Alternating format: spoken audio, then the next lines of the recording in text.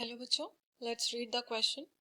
Question है which of the following correctly matches a phase of the cell cycle with it descriptions. Okay, तो option A में क्या है, S phase immediately proceed cell divisions. Okay, B में है M duplication of DNA, C में है G1 synthesis of RNA and D में है G2 सेल डिवीजन। तो हमें बताना है कि ये कौन सा कॉम्बिनेशन इसमें से ट्रू है, कौन से फेज में क्या होता है। तो हम लोग जल्दी से इसका की कंसेप्ट देखेंगे। ओके,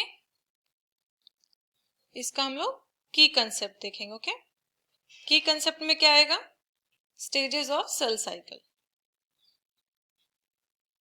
सेल साइकिल में कितने स्टेजेस होते हैं, ठीक है। तो सेल साइकिल क्या करता है ना, सेल साइकिल में दो फेज जनरली इंक्लूड होता है। पहला क्या है, इंटरफेज एंड एम फेज, ठीक है। इंटरफेज को ना लॉन्ग ड्यूरेशन फेज कहते हैं, क्योंकि थोड़ा ज्यादा टाइम लेता है, इंटरफेज ज्यादा टाइम लेता है in comparison to M phase. और क्या ना, ये क्या होता है, इसको कहते हैं नॉन डिवाइडिंग फेज, इसको नॉन डिवाइडिंग फेज भी कहते हैं, और इसको कहते हैं डिवाइडिंग फेज, ठीक है। इंटरफेज में चार फेजेस आते हैं, तीन फेजेस आते हैं, G1, S phase and G2 phase. और ये होता है एम फेज में आता है प्रोफेज, मेटाफेज,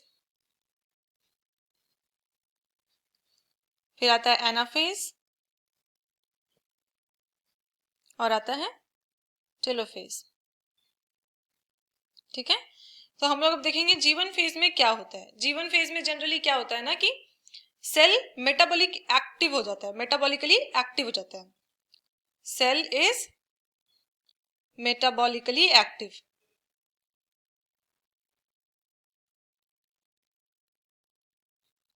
ठीक है।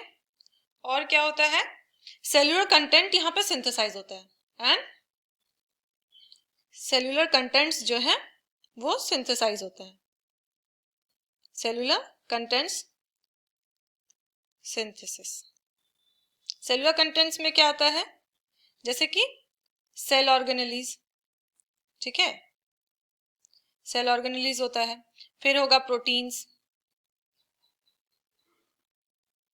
और क्या होता है आरएनए, ये सब सिंथेसाइज होता है G1 फेज में। अब हम लोग देखेंगे एस फेज में क्या होता है। एस फेज में जनरली क्या होता है, जो डीएनए है ना वो रेप्लिकेट करता है, ठीक है। तो यहां पे क्या होता है, डीएनए रेप्लिकेशन होता है, एस फेज में डीएनए रेप्लिकेशन होता है and make copy of itself, makes copies of itself, खुद का कॉपीज बनाता है। ओके, अब हम लोग देखेंगे कि G2 फेज में क्या होता है। G2 फेज में क्या होता है, जनरली प्रोटीन होता है ना जो कि सेल डिवीजन के लिए इंपॉर्टेंट होता है, ट्यूबुलिन, वो यहाँ पे क्या होता है सिंथेसाइज होता है, और साइटोप्लाज्मिक ग्रोथ जो होता है ना वो आगे कंटिन्यू होता है। यहाँ पे G2 फेज में क्या बोल सकते हैं हम लोग, protein, tubulin synthesise in this phase, ठीक है। इस फेज में क्या होता है, सिंथेसिस होता है ट्यूबुलिन के लिए, ठीक है, एंड साइटोप्लाज्मिक ग्रोथ कंटिन्यूज, ठीक है।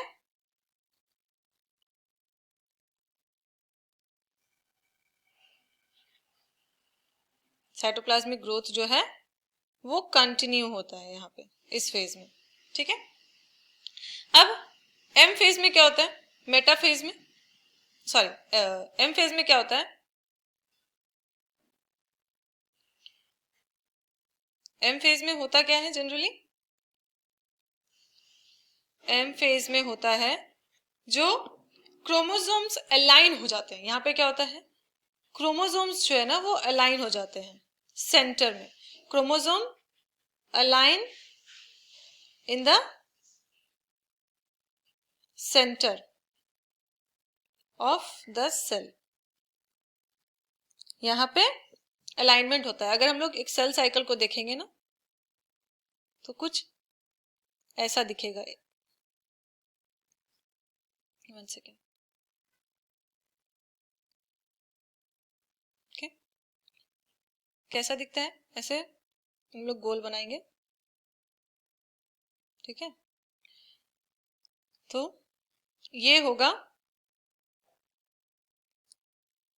ठीक, फिर एस फेज होगा, फिर G2 फेज होगा, इसमें होगा prophase, metaphase, and telophase. Okay, इसमें ये सेल साइकिल जैसे इस तरीके से दिखता है कुछ। ये क्या है? ये है G1 फेज। ओके, ये है S फेज, ये है G2 फेज, और ये जो पूरा है ना वो ये इतने दूर तक जो है ना ये M फेज है, ठीक है। यहाँ पे आएगा prophase, metaphase, anaphase and telophase. ये क्या हो गया? इतने दूर तक G1 फेज हुआ, यहाँ पे S फेज हुआ, और ये इतने दूर क्या हो गया? G2 फेज होगा। यहाँ पे सिर्फ सेल प्रिपेयर होता है, आगे मतलब क्रोमोसोम का डुप्लीकेशन, रेप्लिकेशन जो भी होता है उसके लिए यहाँ पे सारे प्रोसेसेस होते हैं ये M फेज में। ओके, तब हम लोग चलते हैं क्वेश्चन की तरफ। क्वेश्चन में क्या है कि इसमें कौन सा स्टेटमेंट ट्रू है? पहला क्या है? S phase immediately proceed to cell division. नहीं, एस फेज में हम लोग जानते हैं क्या होता है? रेप्लिकेशन होता है, कहीं भी सेल डिवीजन यहाँ पे नहीं होता है, ठीक है। तो ये गलत है। एम में क्या लिखा है? Duplication of DNA. नहीं, एम फेज में क्या होता है ना कि जो क्रोमोज ऐसे देखिए, ऐसा कुछ होता है, ऐसा है यहाँ पे ना क्रोमोसोम सेंटर की तरफ, सेंटर में अलाइन हो जाते हैं, एक लाइन मेटाफेज प्लेट फॉर्म करते हैं यहाँ पे, ठीक है। ऐसा कुछ मेटाफेज प्लेट फॉर्म करते हैं ये लोग, स्पिंडल फाइबर से अटैच्ड रहते हैं। ओके, ये ऐसा होता है एम फेज में, तो ये गलत है।